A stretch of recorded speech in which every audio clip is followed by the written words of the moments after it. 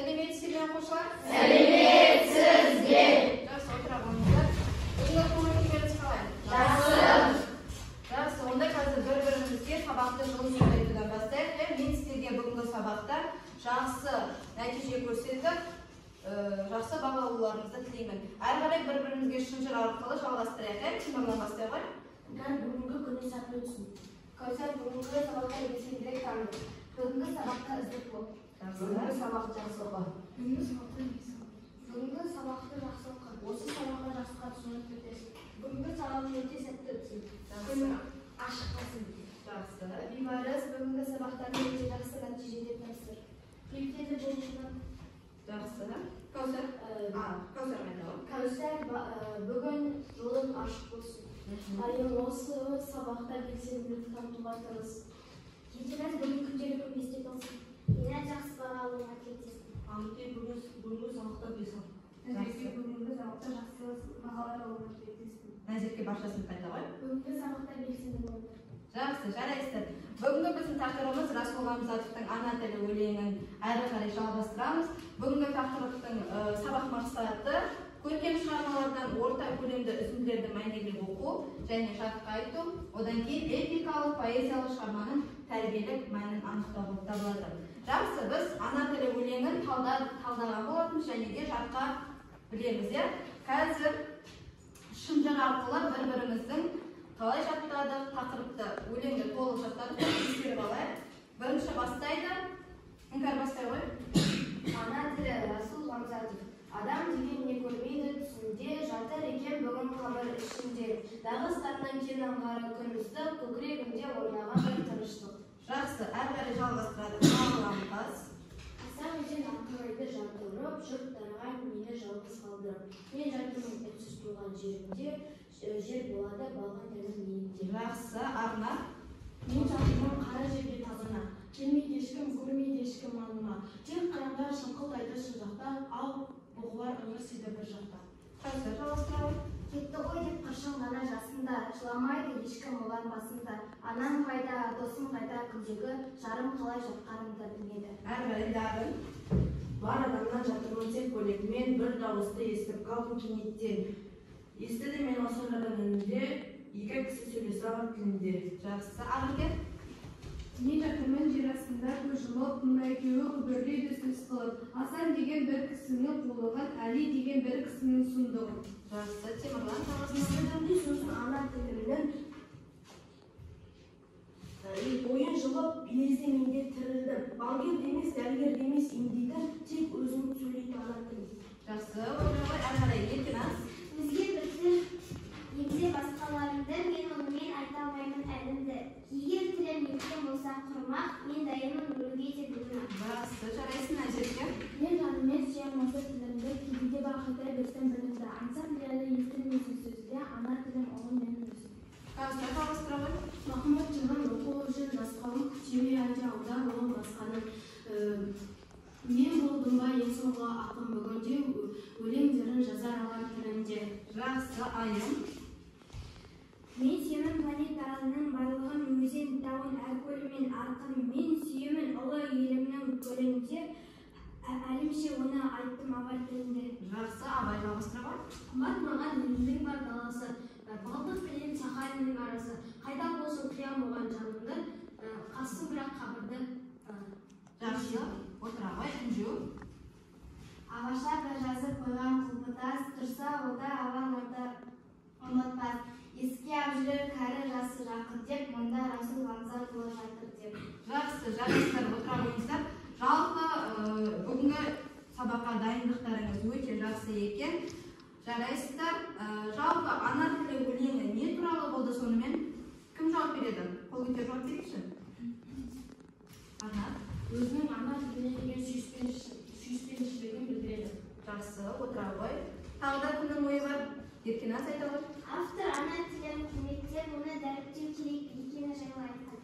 Жақсы, отыра ғой. Қазір дәптерлеріңізді ашып, бүгінгі күнді жазыңыздар.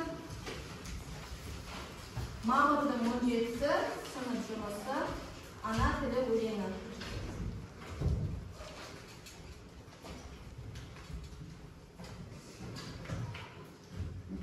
Баспайын.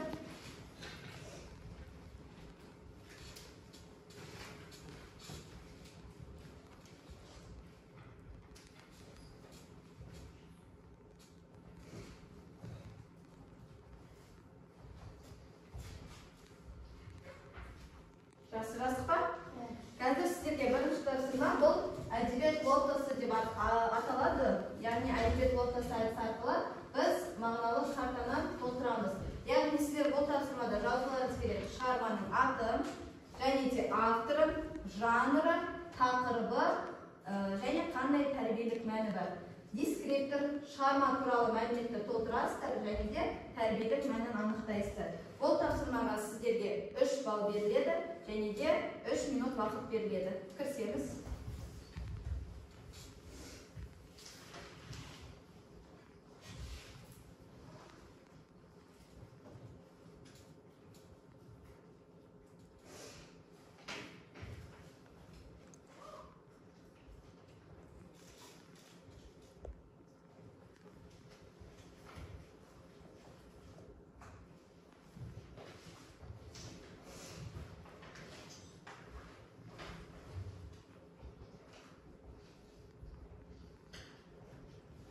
Болғанымыз қол көтеріп, жауап береміз.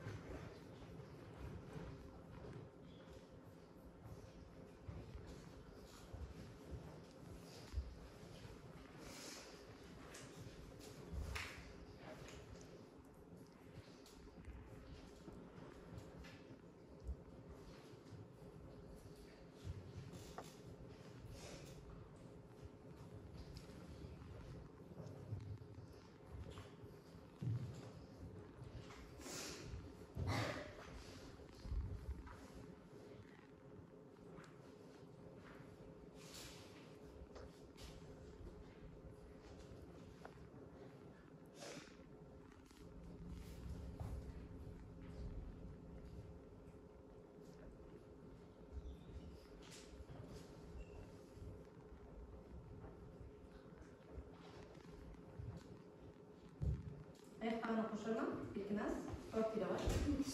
Шығарманың аты ана тілі, авторы Расул Ғамзатұлы, жанры әдеби жанр, тақырыбы ана тілін құрметтеу, тәрбиелік мәні, ана тілінің мәртебесін көтеру. Жақсы, өте жақсы, жарайсың, отыра ғой. Тағы да кім жауап береді? Арнар, жауап бере бар. Шығарманың аты ана тілі, авторы Расул Ғамзатов, жанры әдеби, тақырыбы бұл ана тілін үшін бәрін жасау, тәрбиелік мәні, әр адам өз ана тілін сүю қажет. Жақсы, жарайсың, отыра ғой. Абай. Шығарманың аты ана тілі, авторы Расул Ғамзатов, жанры әдеби, тақырыбы өз еліне деген сүйіспеншілігін жеткізу, тәрбиелік мәні, ана тіліне деген құрмет. Жақсы, отыра ғой. Ары қарай Ақерке. Шығарманың аты ана тілі, авторы Расул Ғамзатұлы, тақырыбы тілге құрмет, жанр әдеби жанр, тәрбиелік мәні, адам өзінің ана тілін құрметтеу. Жақсы. Жаңағы тапсырманы орындап болсақ, онда ары қарай Кахот платформасымен сабағымызды жалғастырайық. Қазір сіздерге мен құпия сөз беремін. Сол құпия сөз арқылы кіріп, тест тапсырамыз.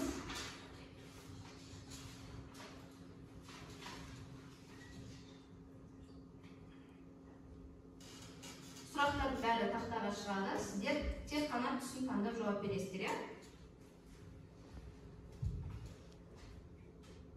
Жақсы, жазып алыңыздар.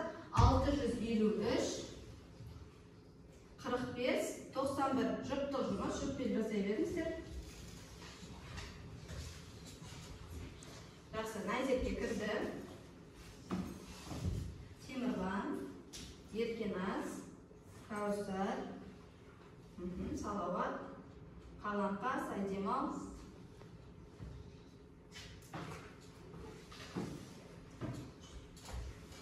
Болды ба?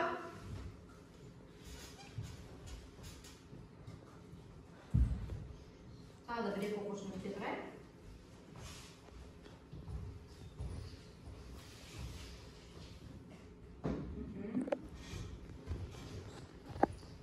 Каусар және Айым бірде. Жақсы, ал сұрақтарды бастайық тестті. Ана тілі Расул Ғамзатов бойынша.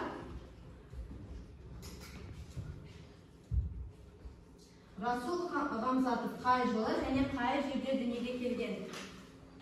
1923 жылы Дағыстанда, 1923 жылы Қазақстанда, 1924 жылы Дағыстанда сары, 1922 жылы Дағыстанда жасыл түсті. Дұрыс жауап берейік. Біздер дұрыс жауабы 1923 жылы Дағыстанда, яғни 6 бала дұрыс жауап берді және 2 бала қате жауап берген екен. Жақсы, жалғастырайық. Бірінші орында бізде Еркеназ келе жатыр. Әрі қарай кеттік. Неше жастан бастап өлең жазды?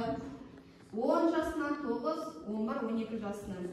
Дұрыс жауаптағы түсті белгілейміз. Бел телефоннан.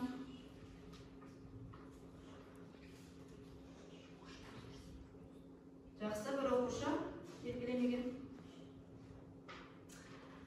Дұрыс жауабы 11 жастан, өкінішке орай барлығыңыз қате жауап берген екенсіздер. Әрі қарай кеттік. Тұңғыш өлеңдер жинағы қашан шықты? 1944 жылы, 1945 жылы, 1943, не болмаса 1946 жылы.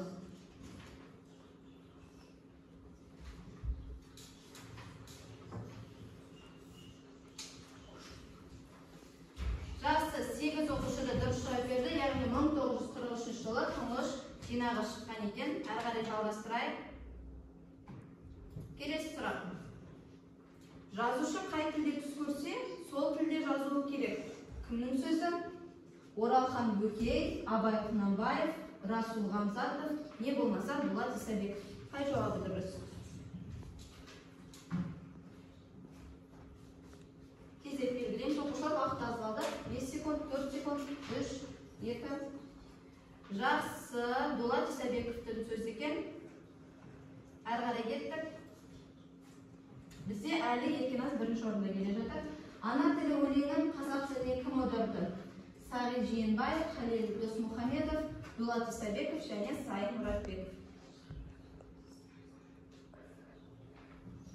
Белгілейміз. Уақыт аз қалды.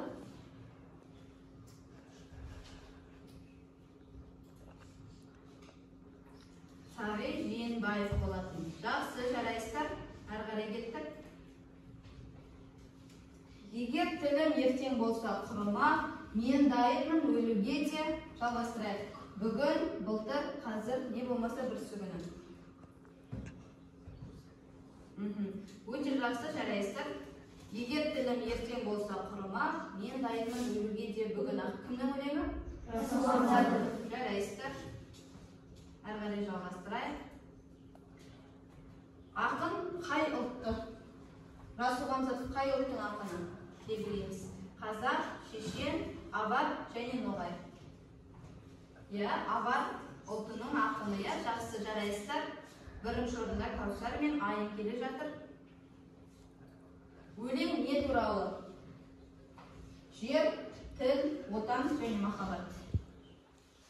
Өте жақсы, барлығыңыз дұрыс жауап бердіңіздер. Тіл туралы, ана тілі туралы. Ана тілің арыңғыл боп тұр бетте. Қандай сөз алып қойды? Жақсы, белгілейміз. Бір оқушы. Ана тілің арыңғыл яқты болып тұр бетте. Жақсы, 7 оқушы дұрыс жауап берген екен. Ал үшінші орында Каусар 6 сұраққа жауап берген, 7 сұрақтан, 9 сұрақтан. Екінші орында Еркеназ және де бірінші орында бұл Каусар мен Айым. Жақсы, жарайсыздар оқушылар.